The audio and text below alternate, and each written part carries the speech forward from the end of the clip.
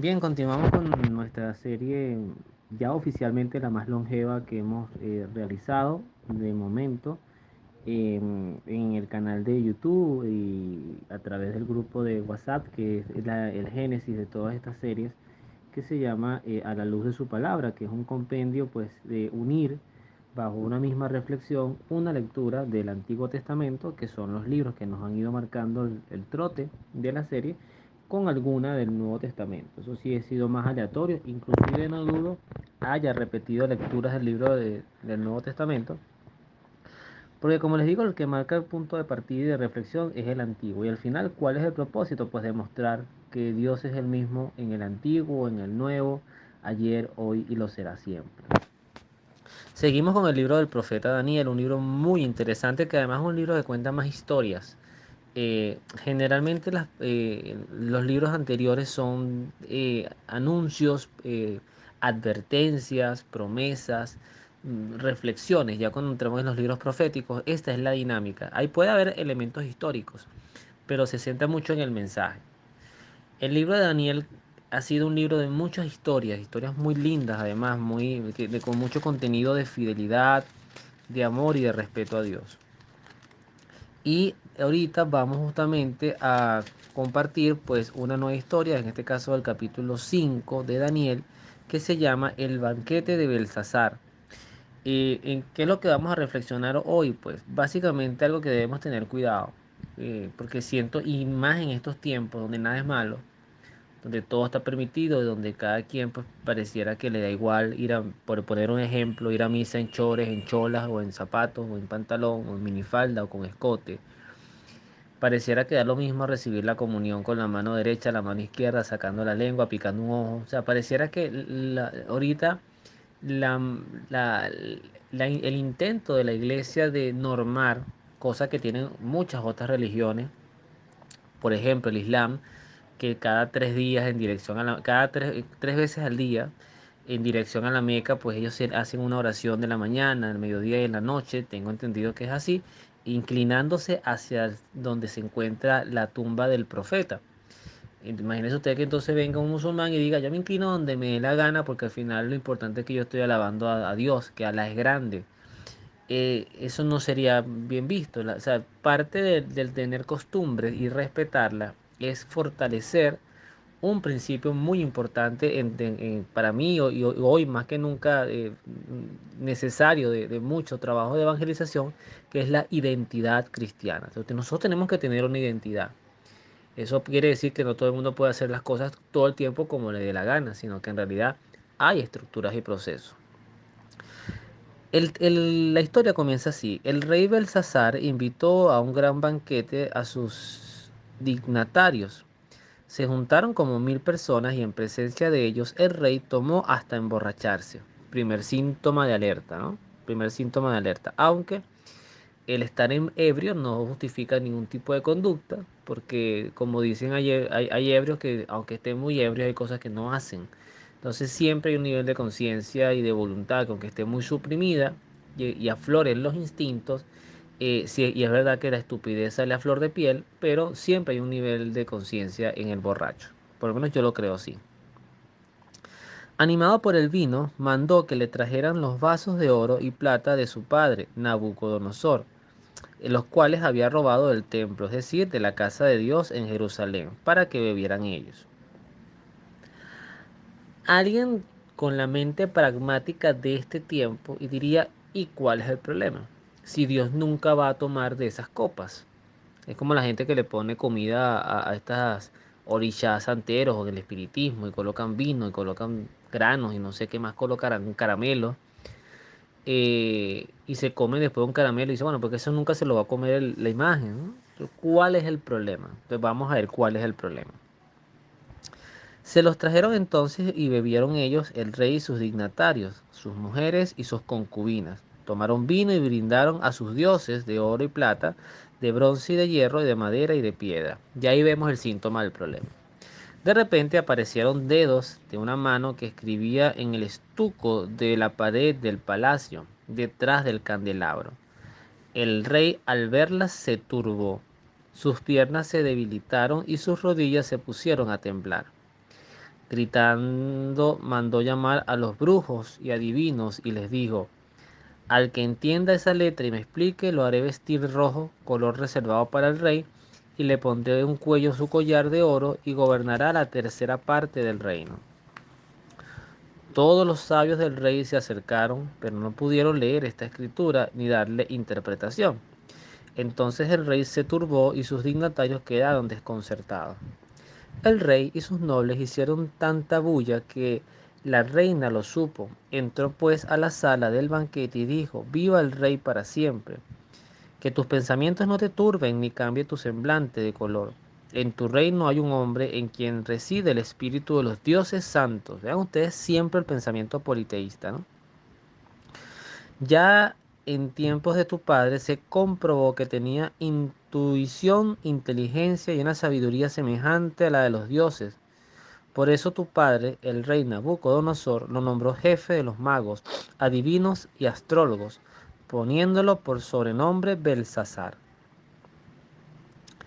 Esta diferencia también la quiero decir, este Belsasar es con una T entre la L y la S, de la primera S, mientras que Belsasar, el banquete de Belsasar, el rey Belsasar, no lleva esa T, por lo menos en la traducción bíblica. O sea, pareciera ser el mismo nombre, pero no lo es. Y ya sabemos que uno era el rey, el hijo del rey Nabucodonosor, y el otro es el profeta Daniel. Puesto que este Daniel tiene un espíritu extraordinario, ciencia, inteligencia y arte de interpretar los sueños, de descifrar enigmas y de resolver dificultades, que se le llame a Daniel y él explicará este prodigio. Enseguida fue introducido Daniel a la presencia del rey. Este le dijo: ¿eres tú Daniel, uno de los judíos desterrados del rey, mi padre, los cuales trajo de Judá? He oído decir que en ti reside el espíritu de los dioses y que hay en ti luz, inteligencia, sabiduría extraordinaria. Trajeron a mi presencia a los sabios magos para que leyeran este escrito y me dieran la explicación, pero no ha sido capaces de descubrirle el sentido. He oído decir que tú puedes dar interpretación y resolver dificultades. Por eso, si logras leer este escrito y decirme su interpretación, serás vestido de púrpura, llevado de cuello un collar de oro y gobernarás la tercera parte del reino. ¿A qué responde Daniel a esto? Quédate con tus regalos y da tus obsequios a otro. Leeré este escrito y también te daré a conocer su significado. Me encanta la respuesta primaria de Daniel. Porque Daniel lo primero es lo mismo que la tentación de Jesús en el desierto. No acepta sobornos. O sea, yo voy a hablarte, sí te voy a interpretar, porque además es que el mensaje tienes que leerlo, tienes que entenderlo, tienes que saberlo. Pero a mí no me interesa que me des nada de tu pagano y profano reino. Hago un paréntesis corto, porque ya voy a la última parte de la historia. Justamente yo, reflexionando en estos días, pensaba que muchas veces uno obtiene más paz en la vida cuando uno va soltando y no acaparando, cuando uno empieza a hacer el ejercicio de soltar, soltar cargos, soltar algunas responsabilidades que te quiten sueños, soltar propiedades. Y lo digo porque inclusive en el momento que hago esto, el expresidente de Chile, el Sebastián Piñera, tiene un día de fallecido. Y ese es un hombre muy próspero, un empresario muy conocido, muy próspero. Pero la muerte le alcanzó y la prosperidad le quedará a su familia. Pero ya él no la va a disfrutar. Ya a donde él fue, y esperemos que sea para el cielo, hay mucho que habla muy bien de él, pero como decía una señora en Chile, todos tenemos luces y sombras ante Dios, que haya mucha misericordia, pero él verá que nada de lo que tenía aquí en la tierra, solamente el amor es lo que le va a servir en el reino y en el juicio final. Oh Rey, el Dios Altísimo, dio a tu padre Nabucodonosor reino, grandeza, gloria y majestad. Por esta grandeza que le dio, todos los pueblos de distintos idiomas temblaron de miedo en su presencia. Hacía desaparecer o dejaba con vida a quien se le antojaba, daba poder o se lo quitaba a quien quería. Pero se puso soberbio, porfiado y arrogante. Entonces fue derrocado de su trono y le fue quitada su gloria. Fue expulsado de la sociedad, pues se comportaba como un bruto, y estuvo entre las fieras del campo. Comía hierba de los bueyes y vivía a la intemperie como los rebaños, hasta que reconoció que el Dios Altísimo tiene en su mano los tronos de los hombres y colocaba en ellos a quien quiere. Fíjense ustedes, es verdad, y esto lo leímos en el episodio anterior, cuando Nabucodonosor pues quedó hecho como una bestia y todo lo que eso profetizó, pero lo triste es que muchas veces las personas quedan aleccionadas, pero no transmiten la lección a sus hijos. Y aquí se ve claramente con Belsasar, el hijo de Nabucodonosor. Por eso Daniel agrega, pero tú, Belsasar, hijo suyo, tampoco has conservado humilde tu corazón, a pesar de que sabías todo esto, ¿ves? Hay conocimiento, pero no le importa. Más aún se te ha levantado contra el Señor del cielo, has mandado traer los vasos de su templo y con tus invitados has bebido vino en ellos. Has brindado a todos tus dioses de metal, de madera, de piedra, que no ven, ni oyen, ni entienden. Pero no has glorificado a Dios, de quien depende tu vida y tu porvenir. ¿Ven dónde está la profanación? ¿Ven dónde está el absurdo? Tomar las cosas sagradas y olvidarse de rendirle honor exclusivo al Dios que te dio esas cosas sagradas y que te ha dado la vida y dársela a tonterías. Por eso es también importante reflexionar si tú que me escuchas, en tu casa tienes cualquier imagen idolátrica que no tiene nada que ver con María, que no tiene nada que ver con un santo reconocido por la iglesia, pero que además ninguno de ellos te va a pedir sacrificio. María te va a pedir oraciones, una flor, una vela de repente, que sea como un conector, pero no sacrificios. Ofrecerle sacrificios, comida a deidades que ni siquiera sabes qué son, eso ofende a Dios. Continuando entonces, le dice, fue él quien te mandó la mano que escribió estas palabras. Estas son las palabras que escribió Mene, Tekel y Parsin. Su significado es Mene, o sea, medido. Dios ha medido tu reino y le ha puesto fin. Tekel, o sea, pesado, ha sido pesado en la balanza y falta peso. Parsin, o sea, partido. Tu reino ha sido dividido y entregado a los medos o a los persas. Entonces Belsasar ordenó que le pusieran el vestido rojo, color reservado al rey, y un collar de oro, e hizo proclamar que se le asigna el tercer puesto del reino. Pero aquella misma noche Belsasar, rey de los caldeos, fue asesinado. Palabra de Dios, te alabamos, Señor. Vamos ahora con el enlace. Porque seguimos en el mismo discurso, hay dos tipos de profanaciones terribles. Una es justamente tomar la Eucaristía, los sacramentos, es tomar las cosas de Dios sagradas, inclusive un agua bendita, inclusive una imagen, un sacramental, una imagen bendecida, y usarla para brujería, para superstición, para inclusive ritos de prosperidad. Por eso, aunque particularmente hay personas que se ríen mucho de mí cuando yo digo estas cosas, parte de la madurez espiritual que requiere nuestra alma es dejarnos de estas tonterías, dejarnos de estar queriendo tener algo de poder y de espiritualismo, de esoterismo en nuestras vidas. Eso hay que sacudirlo, horóscopos, meditaciones ancestrales, lavados energéticos, purificaciones. Eso es absurdo. Eso es quitarle el señorío a Dios absoluto de nuestras vidas. Y nosotros estamos llamados a vivir una vida trascendente, gigante. El alma nuestra está hecha para ser gigante, pero gigante bajo la protección exclusiva de Dios. El otro tipo de profanación son las personas que ya se consideran dioses.